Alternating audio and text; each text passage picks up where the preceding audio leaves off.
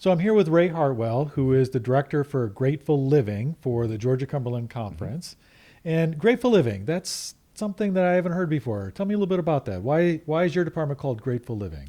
Well, Scott, as we were looking at the work of stewardship and of trust services and how they really are compatible, we felt like it would be to our advantage to brand what we do in a way that people could recognize. And grateful living seemed to be a phrase that picks up on why we return a tithe and offerings to the Lord and why we want to give gifts. We're grateful for what God has done for us. Absolutely. I think that's a great way of bringing those two departments together. Now, you've been in Plan Giving and Trust Services now for just a few years. What kind of got you into this line of work? Well, for years I've been involved in different parts of the Seventh-day Adventist ministry, and it's been a privilege to be in leadership or what sometimes is called administration. And I've been able to see from the inside the huge value this comes when people remember God's work, and there's significant things you can do because of the gifts that people leave for God's work. And so when I had the opportunity to come and be a part of this, it was just a natural segue to say, here's how I can serve, here's how I can contribute by helping others who want to have a significant role in God's work. So, Ray, one question we hear often is, I've been giving all my life to the church and its ministries. How can I continue to give after I'm gone?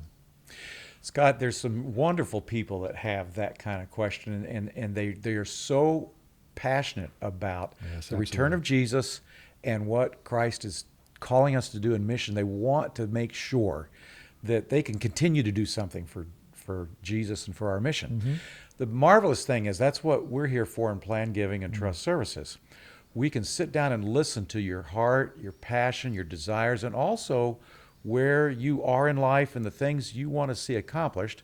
And we can stand beside you and kind of be a guide or a coach as to how things can happen. So one of the things that a person could do is they can consider through a will, or what's sometimes called a bequest. Okay. Through a will, they can make a gift to God's work, and they can establish what they would like to give and where they would like to see it go. Another way they can do that is through a trust. They can establish a trust, and during their life, if they choose, they can be not only the trustor putting assets into the trust, but they can be the trustee directing how the assets can be used. And then when they no longer need the assets in the trust, which means when we've passed on, they can designate how those assets would go into God's work. Okay. And what I heard you say earlier is that the people you're working with, they're in charge, and you're just there Exactly. to help them understand the various options and what will work best for them. And I know that there are some differences between a will and a trust, but that's what you're there for. Exactly. Help, Exactly. help them understand the differences, but in the end, the gift will still go to where they want it to go. It will go where they want it to go. And